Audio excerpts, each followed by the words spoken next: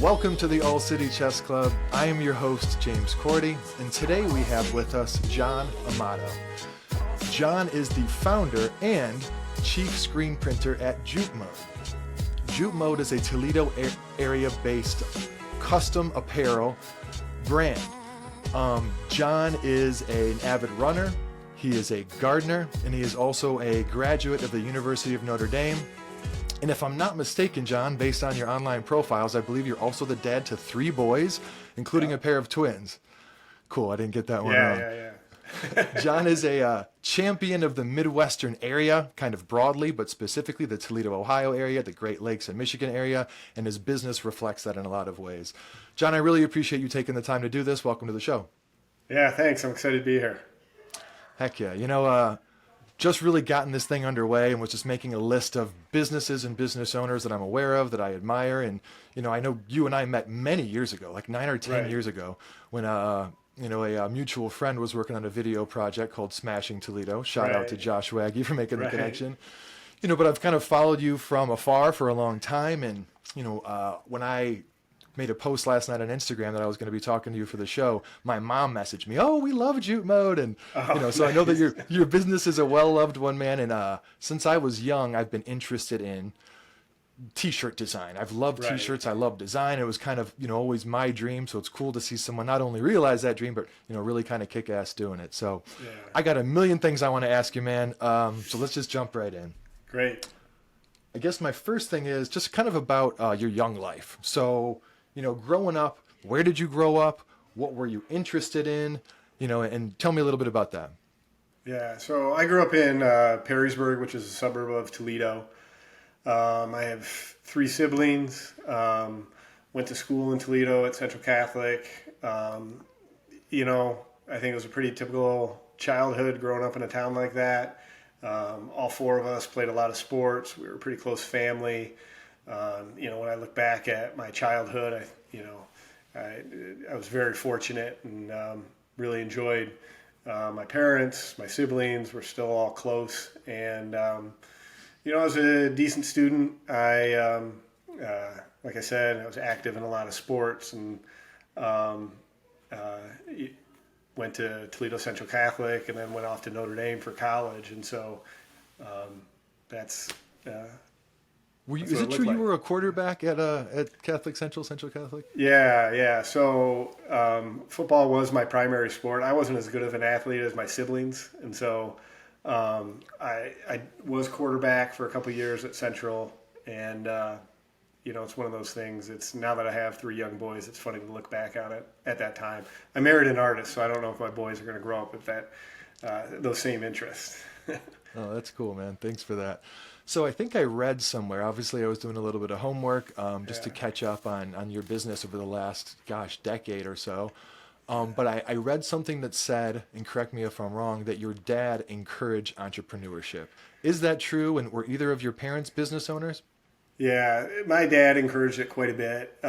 His grandfather actually started a road paving business. And so he had that family business in his family, and so I think that was a big impact on them. It actually dissolved right around the time he was in college or shortly thereafter, so he was never a part of it. But my dad was a fundraiser, and he was at Central Catholic for 10 years in development, but then since then has gone on to do things of his own.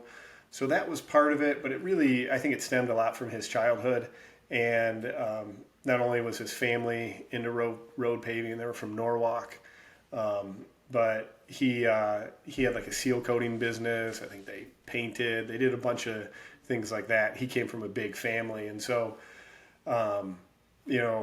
we might get to that later, but, I started a lawn mowing business. My older brother started it actually, and I worked for him when we were quite young. And so it was always, encouraged. And, I don't know if there's a lot of instruction or guidance given with it, but it definitely has played an impact, and it's been important, I think, in this business that I'm running now.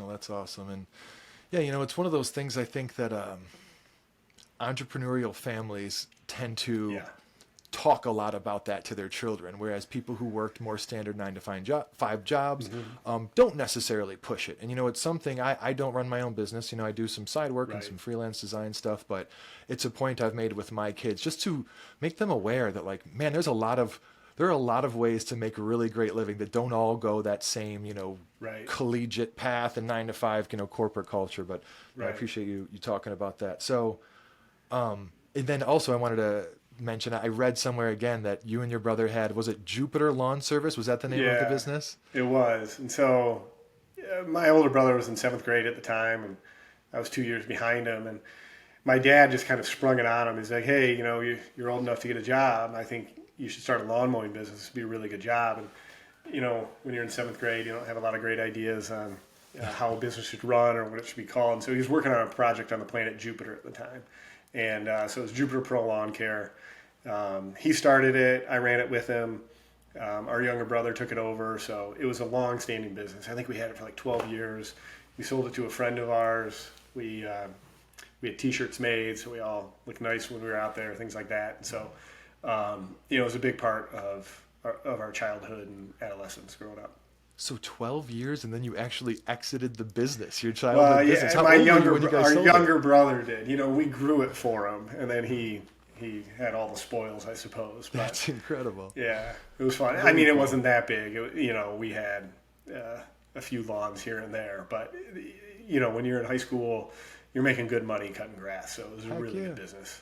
Yeah, that's awesome. I don't know how widely known this is. I imagine you get asked it a lot in person, but Jupmode then is borrowing Jupe from Jupiter, and then mode is the French word for fashion. Right. And you spent some time in France, right, as a student? Yeah, it was right after I graduated college. I didn't quite know what I wanted to do, but I really thought I missed out on the study abroad experience that a lot of people got in college, and so I found an internship there.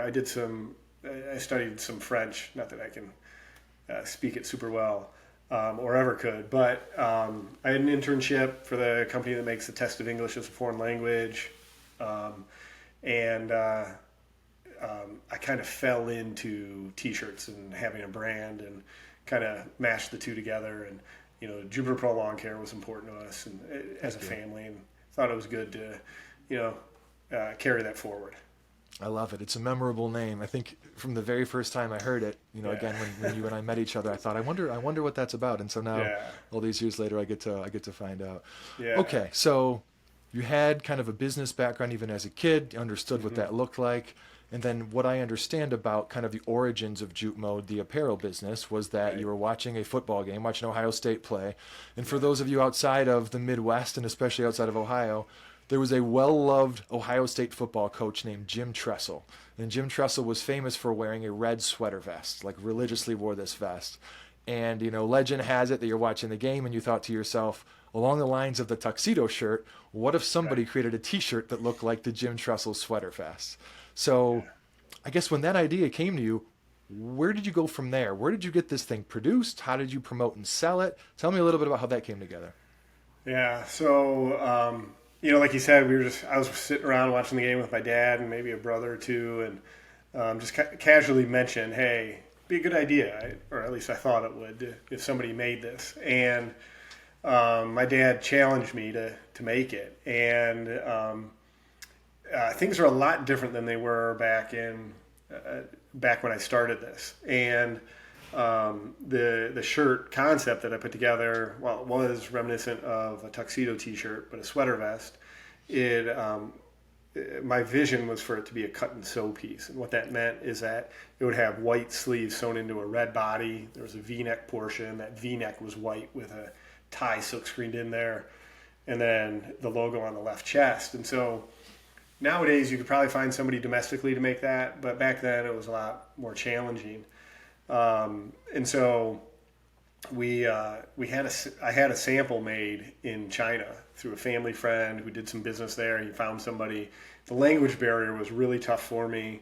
The timing was weird too, for just getting product in before the season, things like that. But it was at least by having that sample made, I was able to take the Ohio State University for licensing. It got approved, which was a bit of a surprise.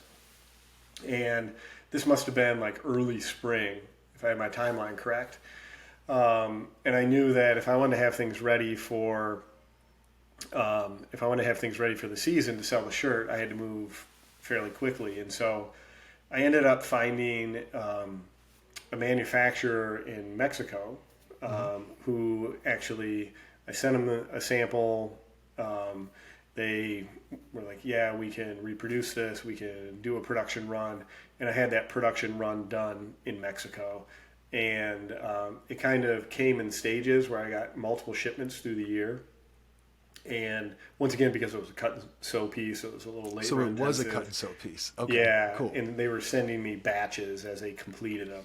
And that was good because then I think I had product at the end of September to sell at October games.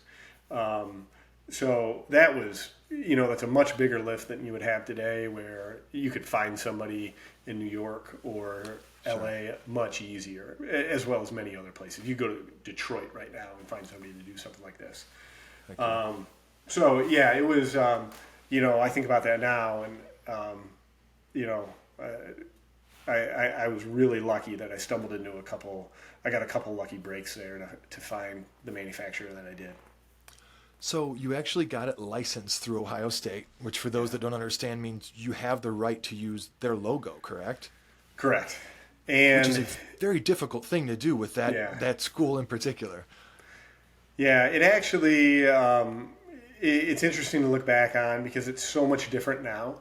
A handful of years ago, Ohio State cut back on the number of apparel licensees they have, and it goes through two primary places, 2 or 3 right now, and then it's sub-licensed from there, if I understand it correctly. But when I applied, Ohio State was one of the few independent programs, meaning they handled their licensing in-house. It was like Ohio State, Notre Dame, and a couple others that did this. And so while it is really tricky to get a license with them, at the time, that worked in my favor because if you were to approach a different school, they would want you to be licensed with many schools because you'd have to go through the CLC, which was a broader licensing organization. And in order for it to be worth the time and effort on their end, you'd need to be able to have multiple licenses and show proof of sales and things like that. Whereas Ohio State, because they handled it independently, they were much more willing to take a risk on a young kid who had never sold a shirt based on it being one good idea. And and so I got really lucky. If I were to do it today, it'd be a lot more challenging. But at the time, the fact that it was Ohio State specifically, it worked in my favor. So I'll always be grateful to Ohio State University for that. It got me started. Heck yeah. That's a huge start, man. 2 quick questions about that. Mm-hmm. Number 1 was, what does it cost to license back then? And then also, I don't assume this meant that this shirt was available in like Ohio State stores. You still had to sell it. Were you showing up to games and selling it on the street? Was there an extra license for like a vendor license if you were doing that? Yep. Yeah, and so I believe it was about $1,000 for the license, and that would have been in advance in royalties. And so that way Ohio State was getting at least $1,000 out of it. Royalty rates, I think at the time, were about 10% of net sales. So whatever I sold it for, I'd pay them 10% on that. And I was new to the industry, new to selling T-shirts, and so I didn't know where I was going to be able to sell this. And for those from Northwest Ohio, back then Anderson's was still a big store in town, and I'd made contact with a buyer at the Anderson's, right? And they had some apparel there and some collegiate stuff. I reached out to them, and they were a little reluctant to pull the trigger. And I walked through the door at a Meyer store in town, talked to the manager there, and she put me in touch with a regional buyer. But I knew I didn't have a lot of options, and so as soon as I knew I was going to have product, I got a peddler's license for Franklin County. I had so I could set up at games and sell. And so I knew at the very least, hey, I'm going to have this at games where I can sell. I can see people in person. They'll see the product. and I sold at the 7-Eleven right there on Lane, Yeah. and before and after the games. And while I was, planning for that, I really thought the Andersons was going to buy something, and when the product came in, they didn't come through, and then even though it was like midway through the year, so it would have been almost like this time Right. in the football season where I finally had product. The Meyer buyer placed an order. It was a pretty sizable order, and I was really surprised by that. But the good thing was, I used that as leverage with the Andersons, and they ended up placing an order. So right away, I got into the Andersons and Meyer, which are two big stores, and the rest was primarily at games or some online. But once again, big picture, especially in hindsight, it wasn't much of a business. It was one T-shirt, and Sure. it was, it's a great start, obviously, but it was kind of a hobby at the time. As much as I thought it was a real business, and I was kind of fighting for whatever I could get. Can you just roughly, what do you think the breakdown was percentage-wise between like what you moved with your peddler's license in person versus, the big orders that you had with the big retailers? It'd be a little, I'd really have to look back. The thing is, it was all about, the home games and then the weather, selling at the games. I think I was selling about anywhere from 100 to 200 shirts per game, Nice.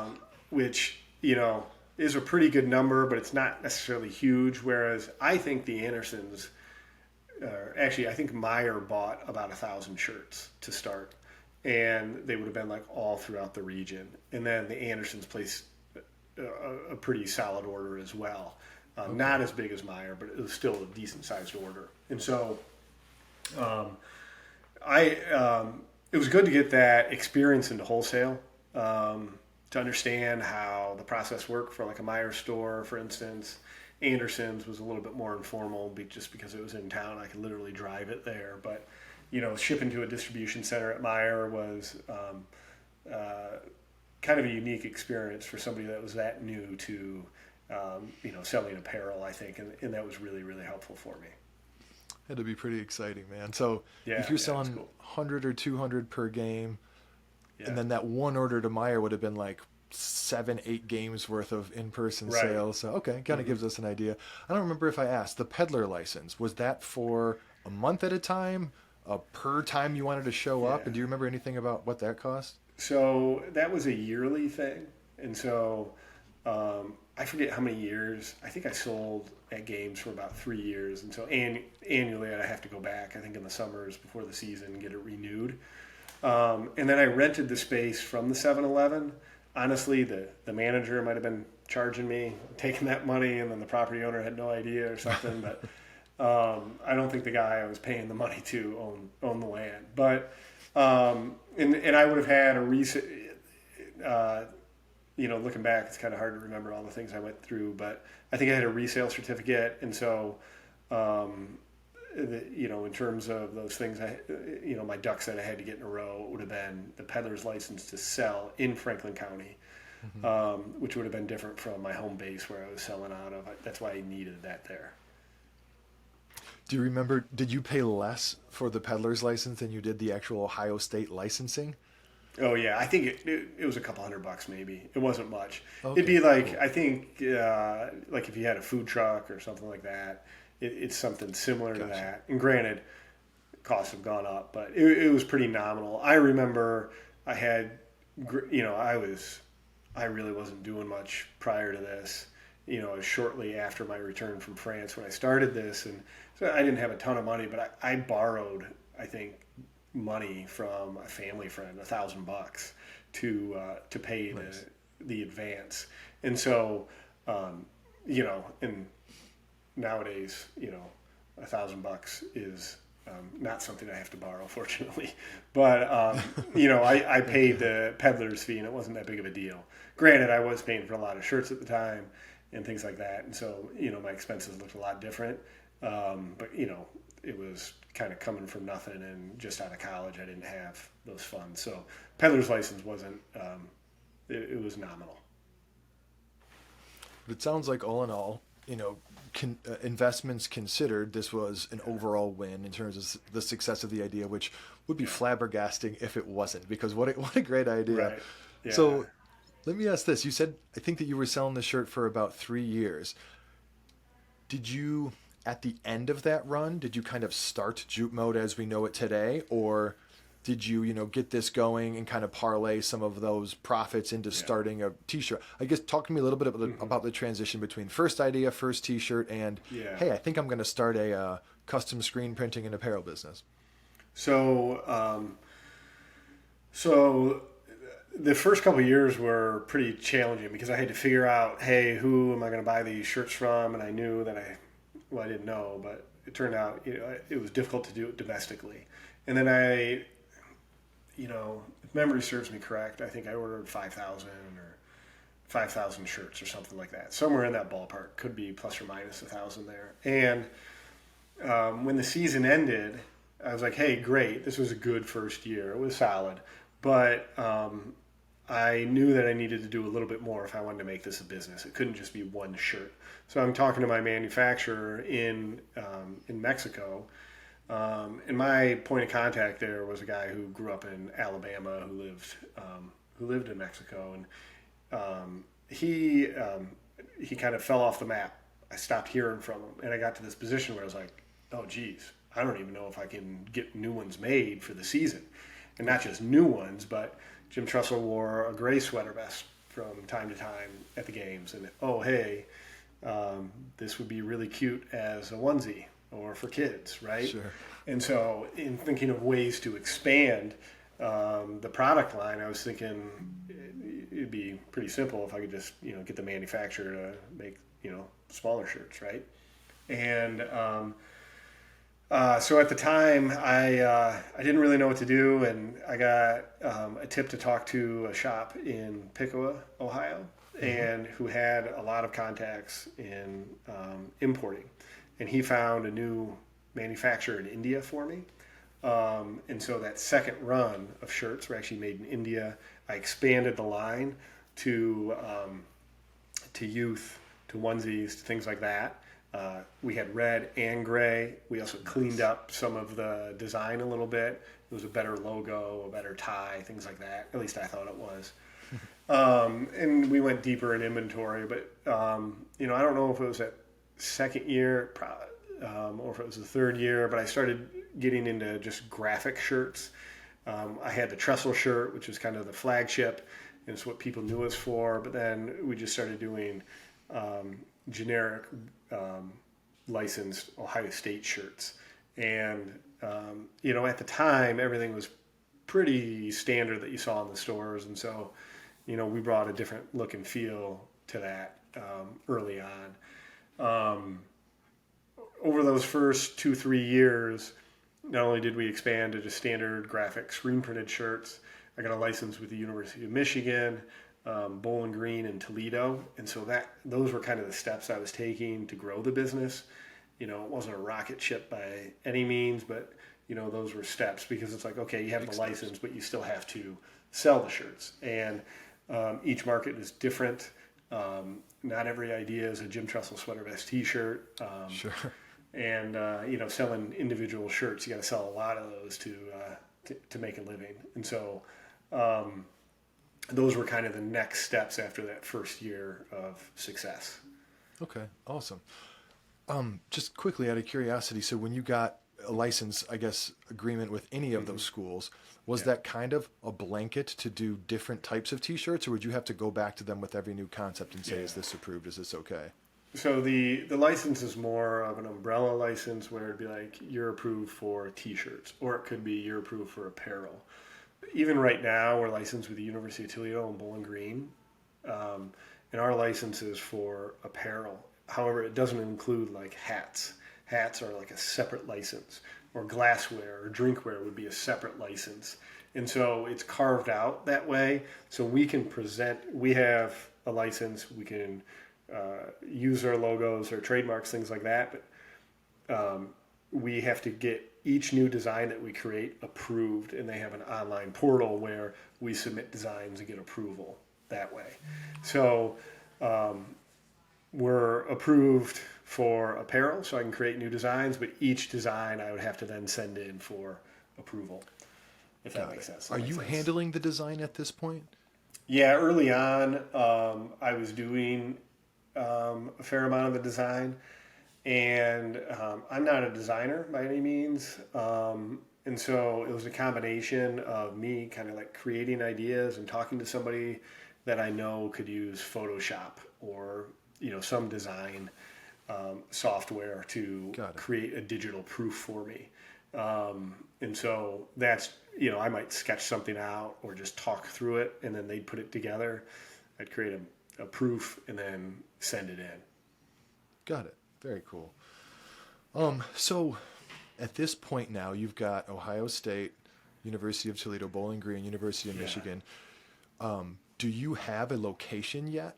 Do you have an actual place of business? Okay, got it. I was living at my parents' house when I started. Like I said, it was about a year, 2 years after college. I had the inventory in the basement. When I was having shirts made, I would use a local Toledo screen printer and then one out of town. And so based on who I used, I'd have to hold inventory. I found a rep that would go around to stores and sell into stores for me. That worked for Ohio State stuff at least. Ohio State was my primary source of revenue, and not just Ohio State, but the Jim Trussell Sweater S T-shirt. And so I would drive around to some as well. I built relationships there, but he would go beyond where I would go. But I was on my own, just kind of working out of the house, selling online and then selling into stores where I could. And as you were expanding into these different universities and presumably holding more inventory at any given time, did you need to borrow money, take a loan, or were you just kind of, again, using the revenue from the previous endeavors to go and buy what you needed, to kind of reinvesting into the business? Yeah, I was reinvesting based on any money that I would make. And, honestly, it wasn't a great business. I think that first year I might have done like 80,000 in sales, right? And so, if I wasn't living at my parents' house, I wouldn't be able to pay rent, right? And so I think a couple years into it, not only was I reinvesting everything I could, but I got a part-time job, and to make ends meet. It really wasn't a business that anyone with any business sense would invest into. Sure. And so, there were about 4 years there where that's all I was doing was graphic shirts, trying to sell in stores and then online. And, it was, in hindsight, mostly a hobby. It wasn't until I started screen printing on my own that this really turned into a business, I would say. Hey, that was a perfect segue. So tell me about that. When did you start doing that? How many years in, and what did that look like in terms of finding a space? I think you guys, when I first met you, I think you were in the Perrysburg area. Oh, okay. Right? So we'd love to know a little bit about, why you decided, hey, it's time to get a spot, and then how you went about not only sourcing, the T-shirt fabrics, but also the equipment you needed to do the screen printing yourself. And how the heck did you learn? That's a lot of questions. We'll just start with the facility and the equipment. Right. To start, I was working in a coffee shop at the time, and I knew that I was getting to that point where I was like, okay, I'm old enough here. If this isn't going to change pretty soon, I'm going to have to figure something else out. And so I'm like, I probably have one last shot. And I got requests every now and then for custom shirts, but also I was doing a fair amount of shirts, and I was like, it would probably be helpful if I could print these on my own. I could manage my inventory better. I could turn things around when I needed to. I could react faster. I could experiment a little bit and do other things that I wanted to do. And my boss at the time, she owned some real estate, and she owned some space at a shopping center, and she had found space where there was a dry cleaner that used to do their dry cleaning in the back and no longer did. They moved it off site. So they had like 500 square feet, and it was empty. It was bare. And the best part about it, because it was so empty, because there was nothing going on, it was really inexpensive for her to hold, and she could take a chance and go, hey, I can do this for you really inexpensively. And I basically had, I had to handle a lot of the improvements to the space, which really weren't that many, but and so it was a really, really good fit. It helped me get started. To have an opportunity like that, somebody who goes, yeah, you can take this. I think it was $250 a month. It was really inexpensive, and she provided a great opportunity there. And so it just kind of worked out really well. I didn't know how to screen print, but I had been in shops. I'd pulled a squeegee a couple times here and there, and had been around it enough where I at least had a general idea of what to do. I found some equipment on Craigslist, some used equipment on Craigslist. I think it was like a small like tabletop press, a dryer, and an exposure unit, screens, really basic stuff. And it was like in Maslin or something like that. And I picked it up, I brought it back, I dropped it in that space, and then I bought with like the remaining money that I had, profits that I had from selling shirts, a brand new press and a used dryer. And I think I traded some of the stuff in that I bought from Craigslist. My investment to get into it was probably under 10 grand for the equipment that I bought, because I bought a lot of it used. And that would have included some ink, screens, basically everything that I needed. I put it into that space, and I started teaching myself how to print. The rental agreement that I had, the first 2 months were free, and so I spent that time doing some practice, running jobs for family and friends where I wasn't charging them anything. The the space that I moved into was right around the corner from my house, and when I say like it was bare, it had nothing. When I moved in, there were no lights. Wow. I plugged a light into an extension cord and hung it from the ceiling to get started.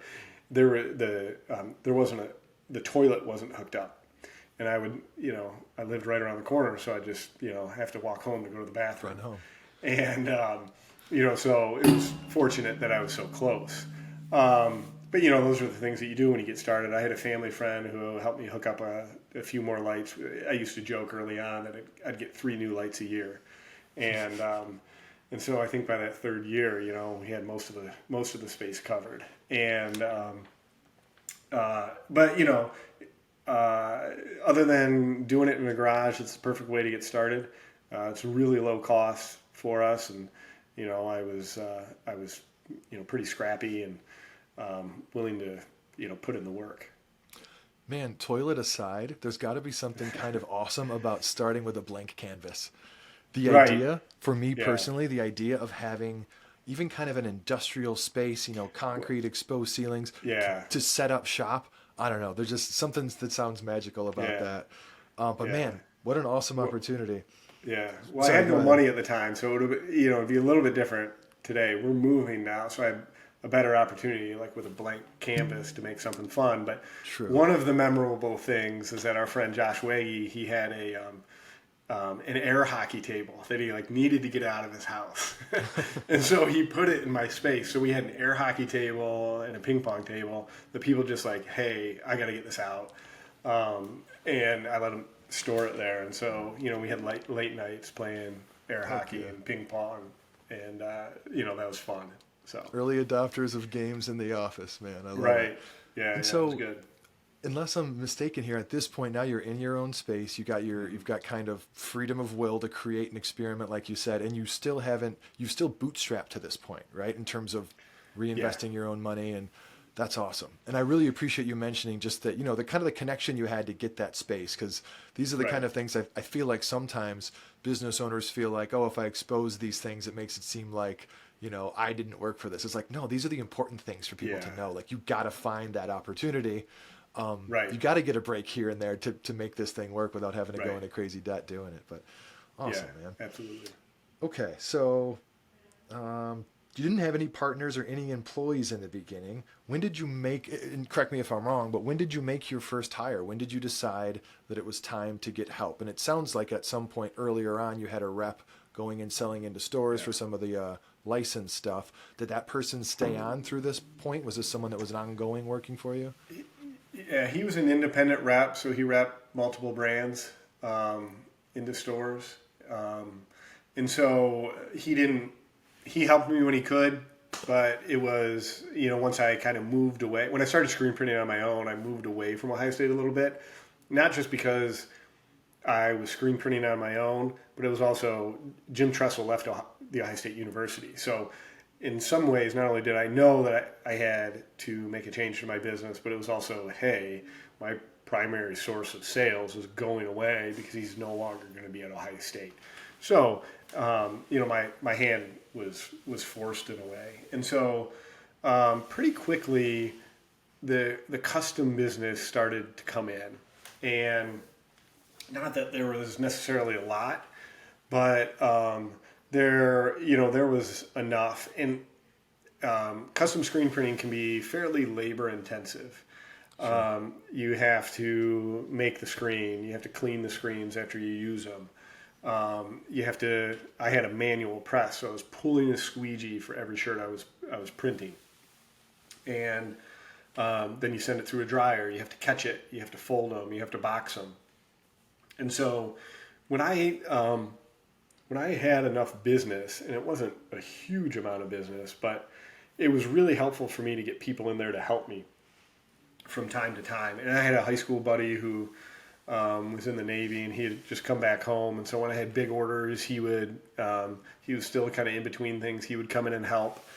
I had another friend that I bowled with, and after work, he'd clean screens for me. And that was kind of, that was just part-time. It wasn't anything official those first 2 years when I was screen printing on my own. And it would just be like, hey, I've got 500 shirts to print. I need some help. And I was still, working part-time at the time. So, to have that extra body in there to catch shirts or clean screens or fold things up so I could do other things was really, really helpful. It was actually 10 years ago, right about now, where I hired my first official employee, and that's Shannon, who's still with us today. She does all of our retail design, and she was working with me at the coffee shop, and I brought her on board, and it was, she was officially on payroll. She was doing our social media. She would help with customers every once in a while, but she fit more of a branding, marketing, retail design role for me. And she's fantastic at that. For anybody that knows our retail brand and what you see on our website or in our stores, all that is driven by Shannon to this day. And so she was our first hire, like I said, 10 years ago, and I have about 40 employees right now. Wow. Okay, so Shannon comes on board. You're still at the first location. Mm-hmm. Is this when you built your website? Am I correct in assuming you didn't have a website up to this point? No, I did. Okay. When I launched the Jim Tressel Sweater Vest T-shirt, I had I had a website built as well. And you're a web guy. You probably remember this, but the first website was built like in Dreamweaver. It's amazing how much different it is. And I had no experience in it, but the company that helped me out, they put it in Dreamweaver, and I got the program. And you probably understand this better than I, but I would make updates on my own, so that way they weren't doing it all for me. I couldn't have afforded that anyway, so it was nice that they created a template and showed me how to do it, and I could get it going. So we were on whatever it was built, however that's built in that way. Old school HTML. Old school. Okay, no content management. Was this Jupmode.com, or was this like Jim Tressel? No. Okay. The one thing, that's the reason I came up with the business name that I did. I knew we couldn't just be the Jim Tressel Sweater Vest T-shirt company. So it was Jupmode.com. I think if you go, the Wayback Machine, you're going to find that somewhere, what it looks like. And it was probably just a T-shirt that you could buy, right? There wasn't much else. but you were thinking about the brand. I mean, you just said it. You Yeah. thought to yourself, because from a search standpoint, not that you maybe were thinking that way, being Jim Trussell sweatervestt-shirt.com would have had its advantages, but you were already thinking this business is going to be more than that. We're going to build an apparel brand, and this is just going to be Right. one of our flagship T-shirt to begin. Right. It's cool to kind Yeah. of see where your head was at on that. Right. Yeah. And so, you know, over the years it developed a lot, and I can't tell you what we were using for content management in 2013. But we went through a Magento site, and then we were Squarespace at one point, and then we've been on Shopify for a number of years. Do you love it? People seem to really like Shopify. Yeah, I like it. The apps can get a bit overwhelming and a little tricky from time to time. But yeah, I mean, it's made things just so easy for us, and I'm glad we made that switch to Shopify when we did. But yeah, it's been good. We have a couple different versions, and so it's been good for us. When you say the apps, do you mean like the add-ons that extend the Yeah. functionality of the base? Mm-hmm. Okay. Yeah, I mean, I guess it's nice that they're there, but sometimes it's just like, man, how many apps do I need? And I get it. what's my monthly bill going to be now? I get it, Because man. there are a lot of customizations on both sides for us. I've heard something similar with, I don't know if it's Clover or Square, like those point of sale systems, that they're similar. Like there's a base functionality, but there's all kinds of Right. there's an app marketplace. And just like you said, in some cases it's nice because you can extend functionality, but in other cases you're like, man, there's just too much going on here. There's a lot of pieces cobbled together kind of. Yeah, yeah, and I don't. You're a bit of an email marketing guy, right? Oh, Or yeah. You've had a background, and I want to pull my hair out because of how expensive email marketing is. And it's like, how can email marketing cost me more than it costs me, than my website costs me? Well, talk to me about that. I really So want to know about that. I think my Klaviyo account, our Klaviyo costs more than our Shopify. So Klaviyo is the platform you use for email. Yeah. Okay. Right. I'm blown away when I see our bill. And What like is as we add subscribers and things like that. Was just going to say, what do you know? You have an idea of how many email subscribers you have nowadays? I'm going to try to save you some money here. Yeah, I think we're pushing 30,000. Nice. That's a So it's solid nothing huge, database. but I mean, it's just, and we send a lot of emails, so that's part of it. But yeah, I mean, if you have some good answers, I'd love to know what those are. Yeah, I mean, I don't, we can talk offline about Okay. it. I love to talk numbers, but I don't know what you guys Yeah. pay. And, Right. we at my business, not my personal business, but the company I work for, we use Yeah. HubSpot, and we're at like the Right. 170,000, global subscribers, and we pay Yeah. a lot of money for it. So I don't know what it would look like at a lower level. And I do Yeah. know it would be painful for you guys to consider transitioning all of your templates Yeah. and people and Right. Yeah. Oh. That is the hard part. So how much work does your e-commerce side of the business do for you nowadays? If you could roughly estimate, what percentage of your sales would you say come through online versus, retail or events that you might do or everything else, so to speak? Yeah. So when I started screen printing on my own, the business changed a lot. And really, we're a custom decoration business, is what I tell people. We do screen printing and embroidery in a house, and that's for any type of local organization. It doesn't really have to be local. It could be anyone, anywhere. And so that once I started screen printing on my own, it quickly began to overshadow the retail aspect. My first year, I think my last year, when I was exclusively selling my shirts into stores or online or in events, my sales equaled what I did the first year when I started to do custom screen printing. And so I flatlined for a year. And then and I think it was like 80 or 90,000. It wasn't a ton of money. But then that second year, we jumped to like 250. And so the business started taking off when I started screen printing. And, we went let's say 90,000 to 250, then to 600. Okay. And so I'm just adding that context and that perspective when talking about retail. So our retail brand anymore, which would be our designs that we sell online or in the stores, is about 6% of our business. Or sorry, E-com is 6% of our business. Okay. Got it. Our store is about the same. Our entire retail brand is, I don't know where it's going to end up this year, but last year it was a little under 20% of our revenue. And that comes in different forms, the e-com, the stores, and then there are events that we do, and then some wholesale. So 80% of the revenue roughly, 80% of the revenue roughly is coming from custom screen print jobs you're doing for organizations. How does that business come in? Is that people calling your office? Do you have people out selling? Are they coming through your website? What's the door those jobs are coming through, so to speak? Yeah, there are a handful of ways that we get business coming in.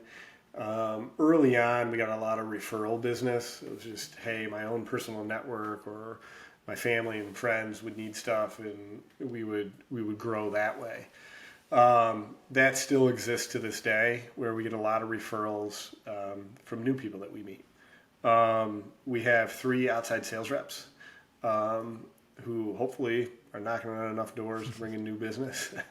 I've made a decent investment in SEO over the last handful of years, and this year Google Ads. So we're driving a fair amount that are filling out our contact form on our website and making a request for custom screen printing or embroidery. And our storefront helps as well. While our retail business, it's only 20%, there is synergy there. There are good things and not as good things about that helps us find new business. Sure.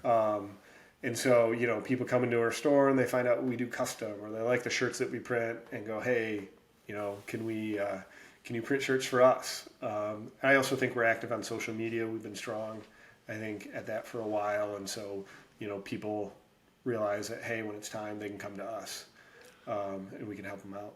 I think that's probably part of what I was going to say about the physical business is that it is social media friendly, right? People can go and touch and feel stuff and see the cool space. Oh, that's awesome, man. Thank you for sharing all that. Right. Hey, on the software side, so you mentioned 2 systems you use. You use Shopify for the e-com. You use Klaviyo for email. Does Shopify kind of handle your accounting, sales reporting stuff as well? Or are there any other kind of core pieces of your tech stack, so to speak? So one of the best things that I ever did when I got started is I hired a bookkeeper pretty early on when I was screen printing. So when it comes to the accounting stuff, I've been pretty hands off for a while. So I might be missing something there, but we've used QuickBooks for a number of years for accounting.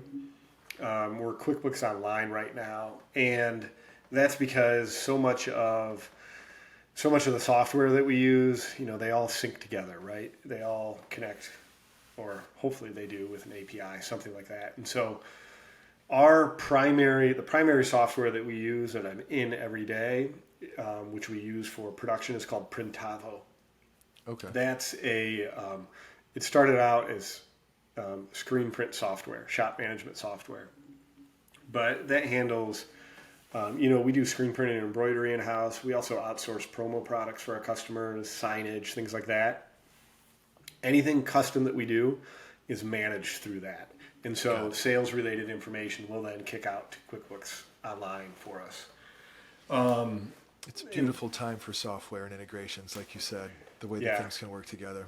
Right, it is. And we use Slack for communication, internal communication. We use Monday.com. If you've heard of that. Yeah. I have. That is it's kind of a database just to hold company information, but also project management is in there, particularly for retail, for new designs and releases and things that we're working on. We'll use that. And also our reps use it as a CRM. Cool. So Monday for CRM and design management. And then I forget the name of your production, but that's for this job is ready to get printed. Printavo. Yeah. That's awesome, man. Yeah, that's pretty industry specific. It's not quite an ERP, but it's close. And then obviously as I mentioned earlier, we use Shopify. We have our primary website, Jupmode.com, but then we have a secondary website, which is Jupmodesupply.com, and we use that to host online stores for companies that need it. So for corporate wear, spiritware for schools, fundraisers, things like that. And Shopify enables all of those shops as well. Yes. Yeah. Very cool. I'm probably missing a couple things, but that's that's super helpful. Those are some. Yeah. You guys are dealing with some serious tools. I want to step back for one quick second for one question, and then we'll move on to kind of strategy operations, because I know I've almost got us at an hour here. You mentioned that you're doing some investment in what I would call SEM, so paid search through Google. Yeah. And it's okay if you're not sure, but do you have a feel for if that is a net positive for you in terms of dollars spent versus, return on that ad spend? We don't do a great job tracking it. It's one of my pain points right now. And that's because for us, we get a lead, it goes to a contact form, and then it goes to a rep who responds to that customer. And then for us, there's really no payoff until we close the deal. We print the shirts or embroider the hats and then get those to the customer. And so the biggest gap of information for us is when that lead, that form fill comes through, there is a referral source there. And so we ask everybody, how did you hear about us? And so we will see, I can't really drill down to say that it's a Google ad, but it'll say, Google search or something like that. And, so that could be SEO versus SEM, or I don't know if you lump those organic together. Versus paid. It could be organic, right? Exactly. So I am trying to do a better job of just track how many people that selected that as a referral source did we close business with, and that's just something we get a good number of leads from it. It has the chance to be very profitable. We have to refine some things on our end to make that work better for us. And we're lucky because we're in a space.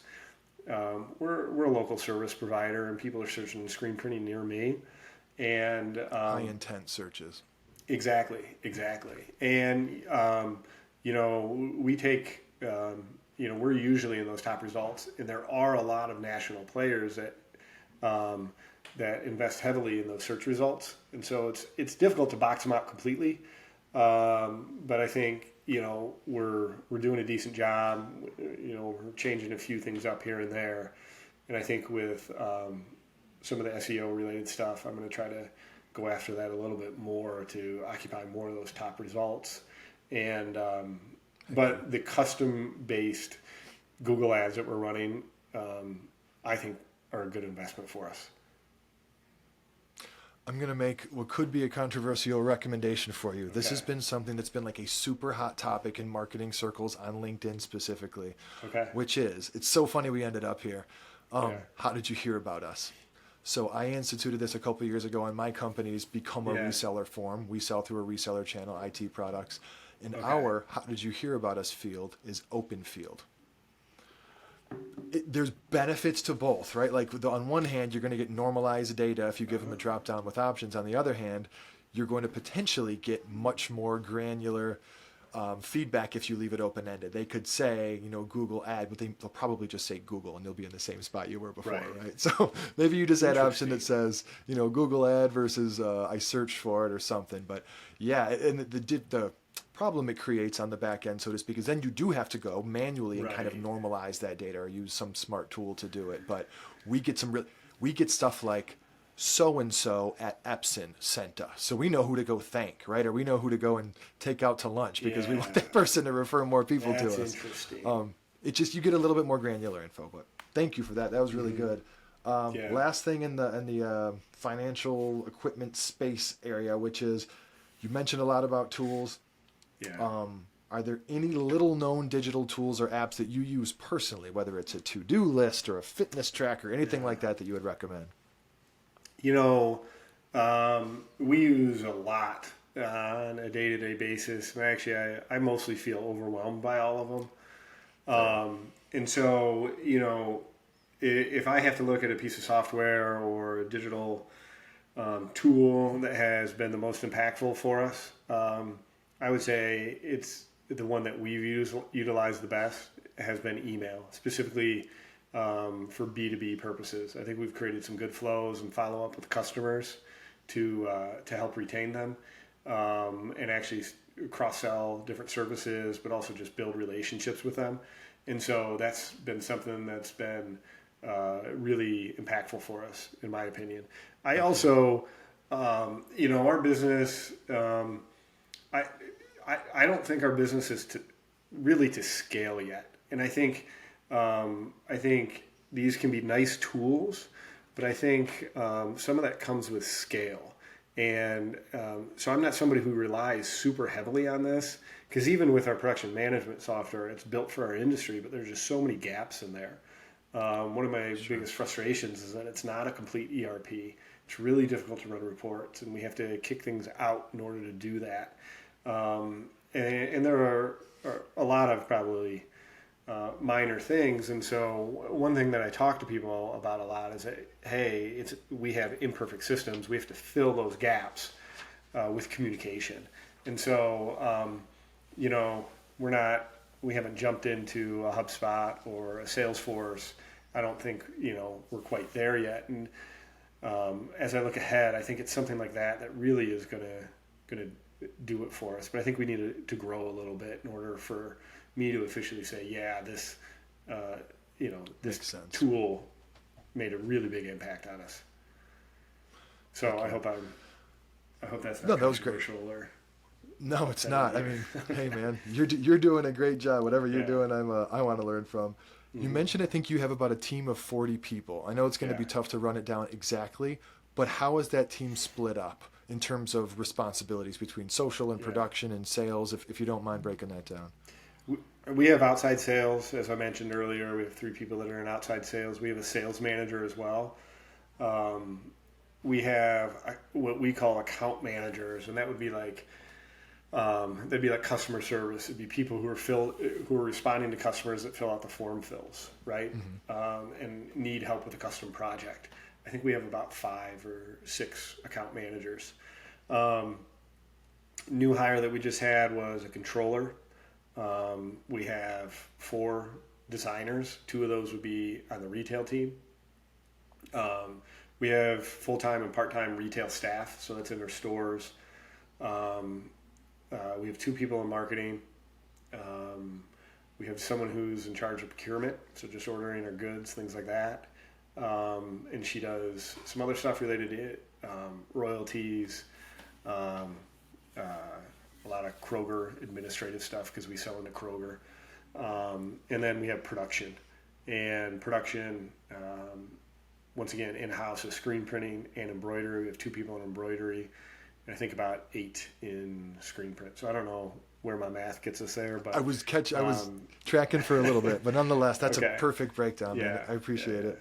I'm very much in a building our team phase, and so trying to find the right people in the right seats, and that's one thing as you grow a lot that is a huge challenge. But over the last 12 months in particular, it's been a more and more important thing for me personally to find the right people, particularly in leadership roles that are going to help us continue to grow. What do you look for people in leadership roles in terms of qualities? Honestly, I'm figuring it out, and you could argue I haven't been very successful with it recently. And our controller came to us, and she has 30 some years of experience, and that's just proved very valuable to us. We're a relatively young company.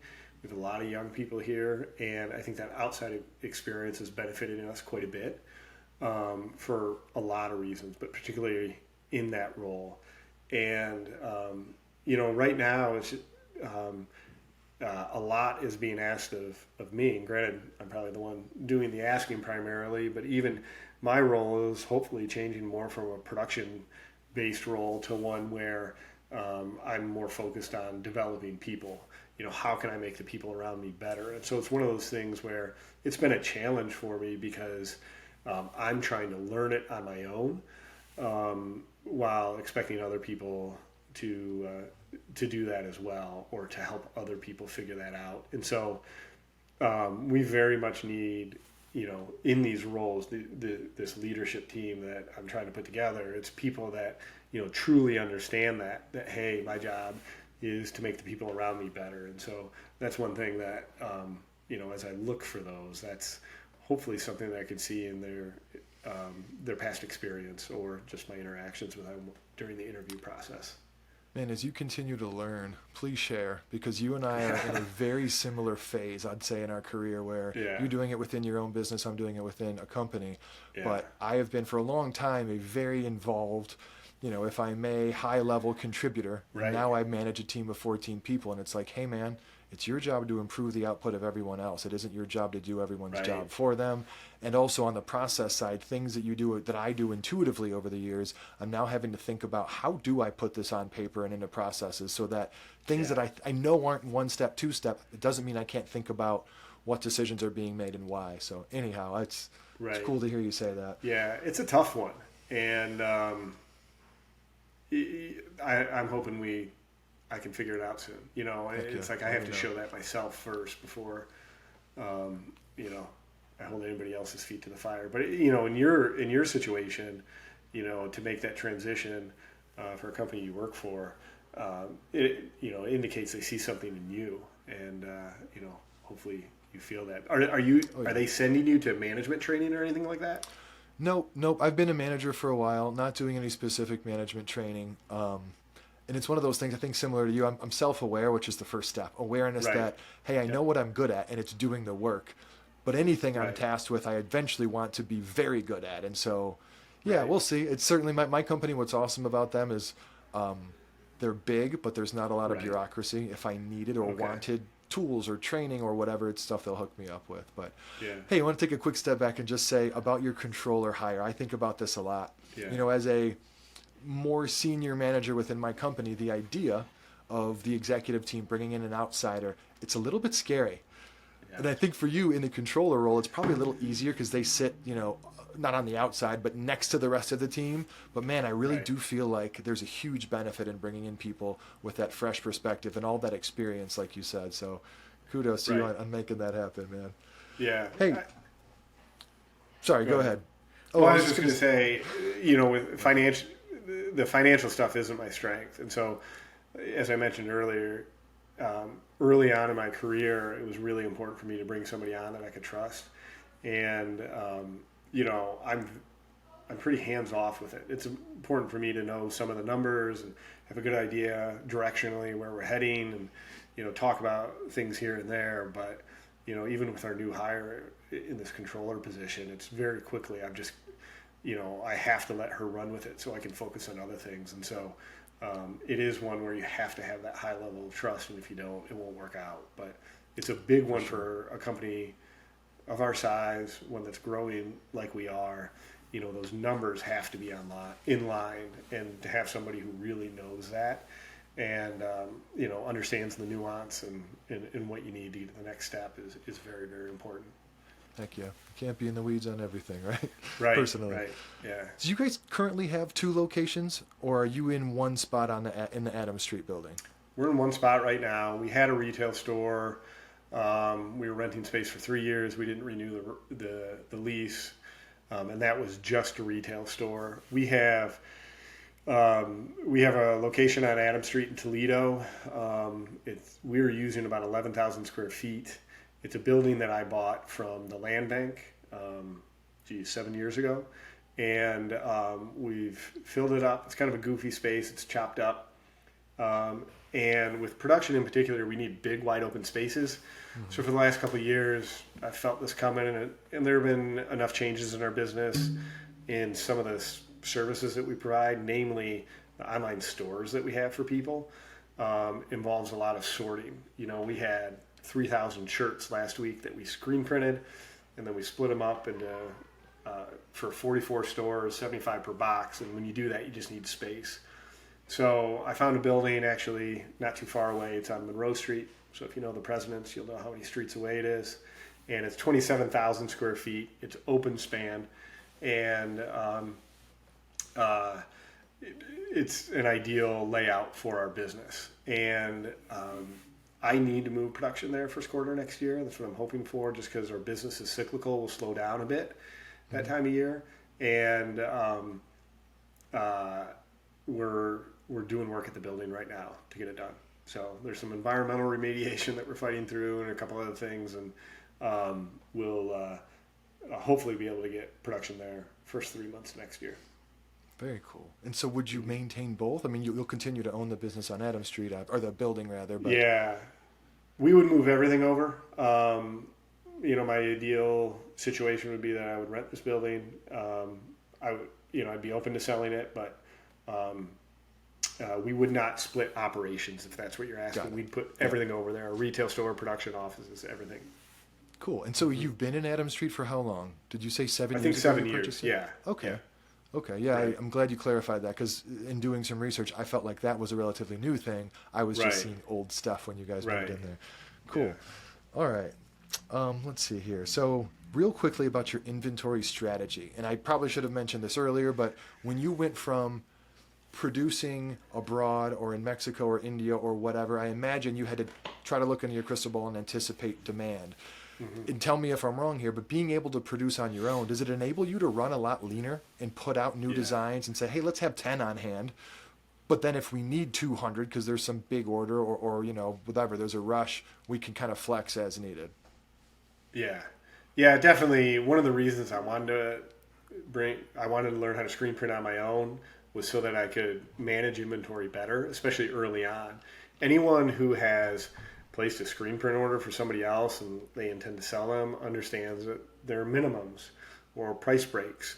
And by doing it myself, I could, creatively get around that, or at least leverage my time versus, my money. And so it definitely helps us manage inventory levels. It also helps us turn things around faster when we need to. I also think it lets us experiment a little bit more, test things, make sure we're happy with the printing. Inventory management's a really tricky thing. I don't know how people that are in retail and different businesses do it when they're ordering things, from larger manufacturers or overseas or things like that. It's really tricky. One thing that really helps us is we can source our blank goods from suppliers that can get things to us in a day.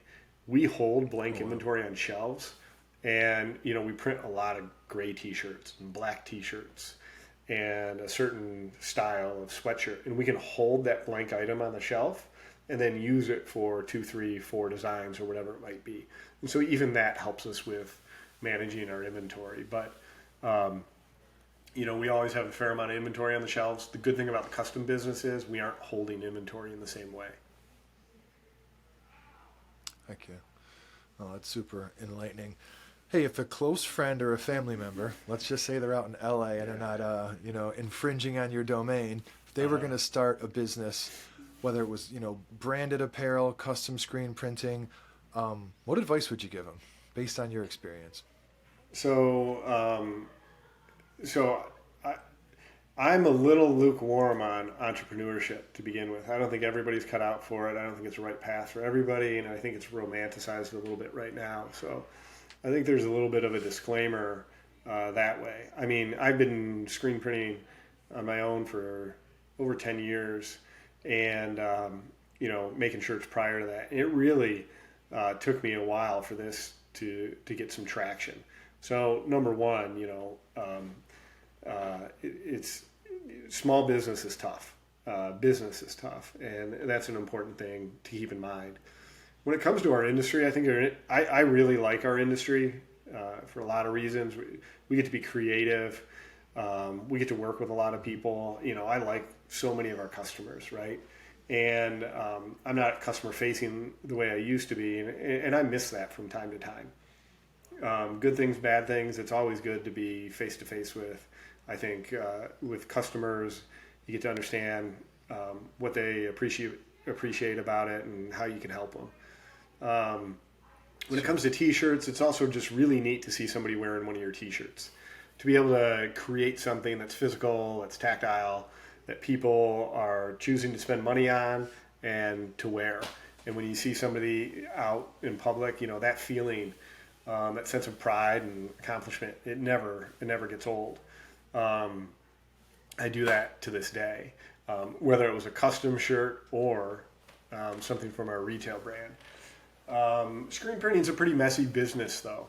and there's an art and a science to it. And I think it's misunderstood in a lot of ways. I think people think the way we make our shirts, it's digital and it's on demand, and that's really not how it is. And so that's tough. It's really tough. It makes business way cooler than that. Harder. Right. It is cool. It is cool. But, from a business perspective, and, in some of the business podcasts I listen to, it's, hey, not every business is right for every person. And so, it does take a specific person who's willing to put up with that. And in our industry, we see a lot of businesses that are small, like mom and pop shops that have been around for a while. You see people in their garage, and then you see big shops. And so if you're going to get into it and you really want to support your family or have something that that does have value beyond just you and every individual shirt that you print, you have to have growth in mind. And you have to see it, I think, as a small business rather than just a T-shirt shop. Sure. But there, as a local service business, it's great because there are people locally that want to buy shirts local. There are a lot of advantages to that, and it's the total addressable market is pretty big. Not just on a national level, but even, we look at us here and there's a lot of business in town that we still have an opportunity to get after. There's a lot of business out of town that we'd like a piece of as well. And so I think it's a good business for that, for those reasons. Well said, man. I love it. I love that you opened by saying, you know what, I'm lukewarm on entrepreneurship. Yeah. It's not for everybody. You've got to be built for this. Right. So you mentioned something that I wanted to ask you about, which was, seeing your designs, your clothing in the wild. Yeah. Do you remember the first time? And second part is, what was the furthest away from home, if you can remember, that you've seen one of your shirts out there? I don't remember the first time, and it probably happened in a Ohio State game. Because I was selling there. There's probably an instance where somebody just put it on right away, or I sold it to somebody and then they walked by because they're at the game and it's a new shirt and it's, specific to that. But I actually, I have an uncle who goes to Jazz Fest on a regular basis. I think he might even go every year. And he was giving me a hard time one year. And he goes, "Hey, you got to stop making Toledo shirts. Nobody wants them. It's not a big enough market. You won't be able to sell enough." And I'm like, yeah. Okay, Tim. And a couple weeks later, he goes to Jazz Fest and he ran into somebody wearing our "You Will Do Better in Toledo" T-shirt. I was like, yeah, see. Was this in New Orleans then? Where is Jazz Fest? It was, yeah, That's in incredible. New Orleans. And so it was funny how that happened, specifically because he had just given me a hard time about it. And, so in terms of like seeing our shirts different places, that's, granted, it's not my story necessarily, but it's a funny one. That's great. Man, I was going to wear my Toledo Sports Arena shirt today, and I forgot. Nice. So I've had it for years. My brother and sister-in-law got it for me. I love the colors, love the design, but I'm pretty sure I got a little bit too buff and I kind of grew out of it. So I'm pretty sure I gifted it to one of my good buddies, John Shoviak. Shout out to John, who I think should be probably wearing it around Toledo, but classic. We just printed more of them today. I saw that it was still on your website. That's awesome. Yeah, it was in production today. So let's see what else. You mentioned who handles your design, so we already mentioned that. Ooh, I like this one. If you were gifted $100,000 to spend on marketing specifically in 2024, what do you think you would do with that money? Well, this was a good question, and I'm really curious. After I answer this, I would like you to answer what you think I would spend $100,000 on, or should. But I think for us, where we're at, and just the landscape of what marketing looks like right now, and maybe I wouldn't even need the full $100,000, but I think an investment into video would go a really long way.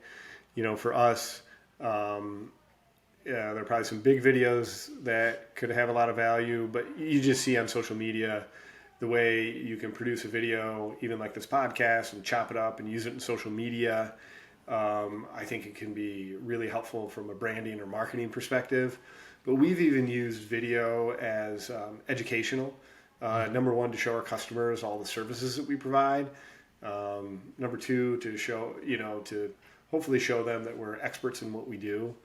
And three, to explain the process so that people, because like I said earlier, I don't think people understand what it takes to actually make a shirt. Hey, there's a setup fee because we're making a screen for each color on each location, and we have to take that screen and put it on press, and we have to register the screens. Right. And so I think it's helpful when customers understand that. From a consumer, they're going to understand their costs better, how to manage them. We get asked to print vintage style shirts a lot.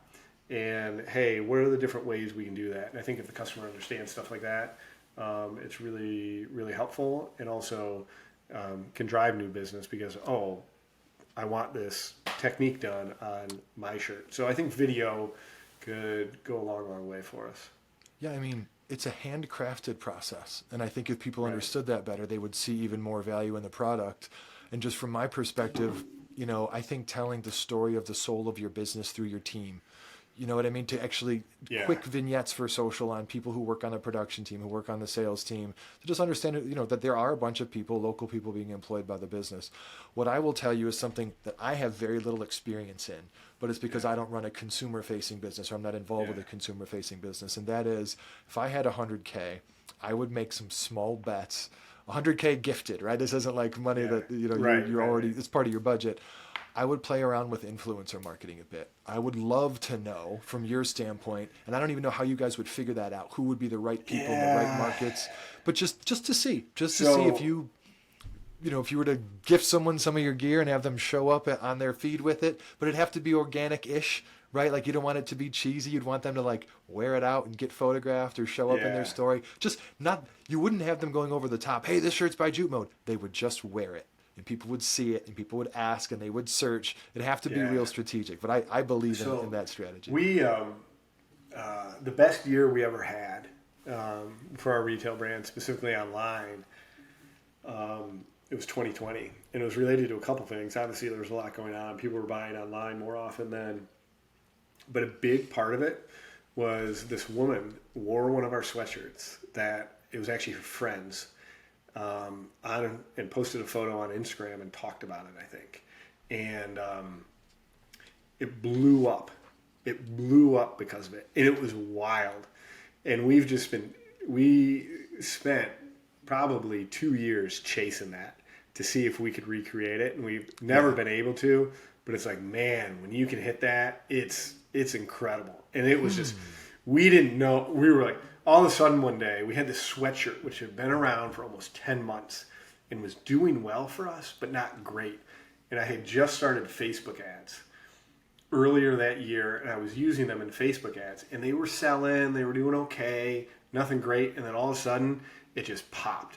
And it was like we sold like 20 in a day. And like we could only sell 20 because like we didn't have inventory. Right. And we were like, what happened? And we found this woman who posted about it, and she had like, 250,000 followers on Instagram. She was in the Midwest. She's from like Indiana, and it was nuts. It was so much fun. It's awesome when that happens. So there's something there, but to your point, you guys spent time trying to reverse engineer it and kind of left with your head scratching. But okay, so again, there's still something there. Yeah, I think it's exciting. It's a hard one to figure out. It would be more fun to dive into it a little bit more and really figure it out because, when you hit that, it's worth it. John, this is a little bit of a touchy-feely one, and I know you're still, a young man and earlier in your career. But do you ever think at all about the legacy, of your business and what you're leaving behind and kind of what you want to be remembered for, what you want yourself or your brand, to be remembered as? Yeah, I actually think about it a decent amount because I'm in that phase where I need my business. I need, as I mentioned earlier, I'm building my team. And the reason I want to it's so important to build my team is because this business needs to survive without me. And it can't do that until I'm successful in that way. And so it's really important for me that, this is more than just me. It's always been an issue since early on because it was just me in the beginning and everybody reaching out, I would talk to.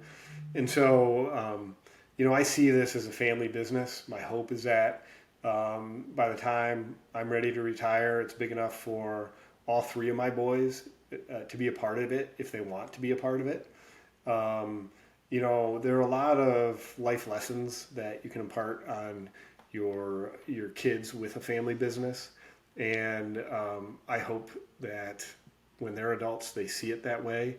Whether they learn business ownership or entrepreneurship through this and use that in their career in some way, or appreciate maybe manufacturing or being creative, whatever it might be. I hope that there are a lot of things that leave a positive impression on my boys because of this business. I also, outside of those personal reasons, I really think a small business can have a great positive impact on a local community, and I really want that to be a part of our legacy. That's why when we grew out of our space, it was important for me to stay in downtown Toledo.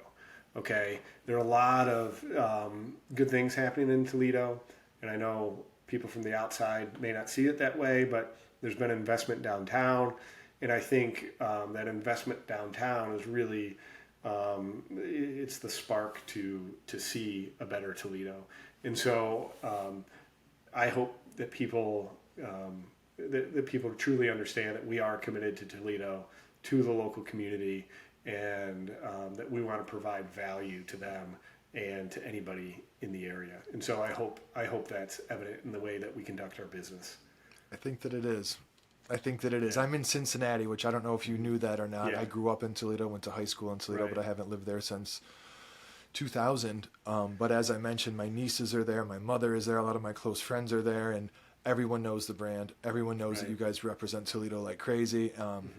That's awesome. What you said about your family and your sons and imparting on them as well. It's awesome, man. It's a great answer.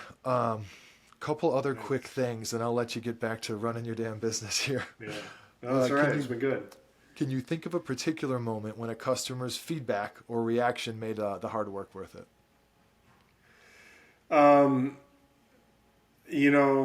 That's one of those things where we're fortunate in that we hear this on a regular basis. And I think one of the reasons is because we make a physical product that people wear.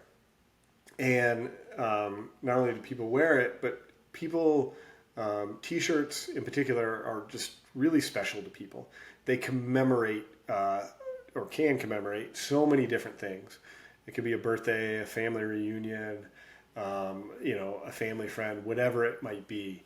And there have been a handful of instances, even this year, where people will send us an email and tell us how special their event was because of the shirts that they had.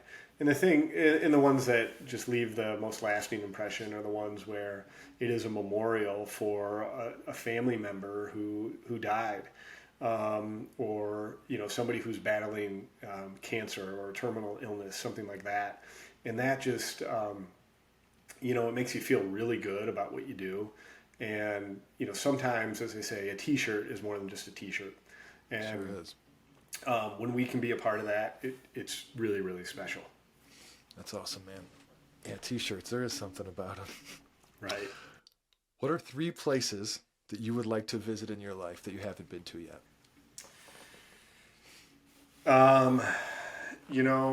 I was fortunate in that I traveled a lot after college when I was in Europe. And so I covered a lot of those bases. And I do enjoy traveling quite a bit, but also I feel like I'm so worn out that sometimes I just want to travel, to my house and nobody else is there and I get to sleep for a week. But if we're expanding outside of that, I think I'd love to go to Japan. It's on my list too. Yeah, somewhere like that. I've made it to India, but I haven't, made it beyond that. So I think that would be really neat. Or probably somewhere in South America. I don't have specific places. Once again, I'm fortunate in that I've been to a lot of places, but I think something like that would be really, really, really neat. I enjoy experiencing other cultures, and it's a very broadening experience. Agreed. So it's very worthwhile.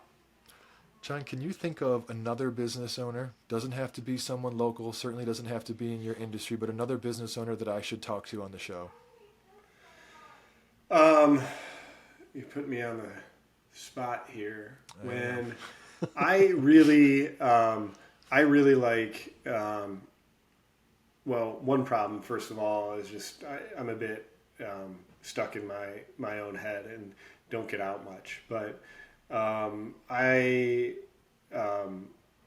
think that I really like small businesses, and I think local businesses that have an impact, even just like on a street or a very niche part of a neighborhood are really interesting.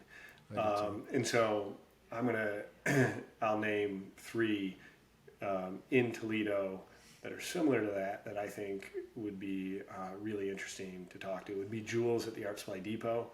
She has 2 art stores, one in Sylvania and one in Bowling Green. Handmade Toledo is a store right down the street. They opened up right around us, and I think it's a really cool business. Jessica runs it, where they have retail, it's consignment, but they do a lot of events in their space, but then they have a couple big events, and they're Makers Mart events, which I just think are really good community building events. And so I think she's got a really, really interesting story. And then one of our favorite restaurants in town, we bring in lunch every other Friday, and one of the most popular places that we do that from is called Original Sub Shop. It's right near like the old South End. It's almost there. It's still in downtown, I think. But Mo Brogan took that over a handful of years ago, and I think the story there is interesting because she took it over. It was a family business. She's kept it alive. I think it's done really well. She does a great job. And so I think businesses like that are really interesting. The larger family business that I think that I'm enamored with right now is actually Principal Business Enterprises. They're between Perrysburg and Bowling Green, and I've gotten to know them a little bit recently. They're third generation. And as someone who has a family business, I just think it's so impressive to make it to that 3rd generation. And I think they run their business in a really cool way. The family really cares about the people that work there. That's carried on from generation to generation. And obviously they've grown it quite a bit, and their business has changed. And so it shows that they've been creative and adaptable. And, the way they show they care about their employees is really, really neat to me. So they're one of my favorites right now. Thanks, man. I'm right in line with you. The smaller businesses are what's most interesting to me. Don't get me wrong. Growing a giant business is also very impressive, but right. Thank you for that. Especially I like that you mixed in a couple of woman entrepreneurs. I would love to speak to some women on this show, which would be cool. So final question. Where can people find you and or Jupmode online? Where should they follow you? What are your kind of key channels? Yeah, so you can find me on LinkedIn personally, and I don't use a ton of social media, to be honest, anymore. I'm not very involved with ours. I don't have Instagram on my phone anymore. And as a business, we're on Facebook, we're on LinkedIn, we are on Instagram. Those are our active channels, I would say. If anybody has any questions, you can always email me. My email is john@jupmode.com. It's John. I think I'm a little bit buried right now because it's busy season, but I do as best as I can to respond. We do custom screen printing and embroidery. So if anybody needs help with that, or even if you just have questions about, what options are out there, I'm more than happy to help, even if we're not the right fit. And so, don't hesitate to reach out for any reason, or if you want to follow us as a company, social media, those platforms I mentioned are the best way to do that. John, this has been awesome, dude. You've gone into great detail in a lot of areas that I was super curious. I think there's going to be just a ton of value for people that stick with us through this episode. Truly, thank you so much for doing this and taking the time, and keep it up, man. You guys are absolutely killing it, and it's been cool to watch. Yeah, this was a lot of fun. I appreciate you taking the time and reaching out to me. So hopefully it was helpful. Absolutely. Thanks, man. I'm going to go ahead and hit stop record, and you can stick around. City champion, everybody is second string. Handle all my business like a boy. Pretty like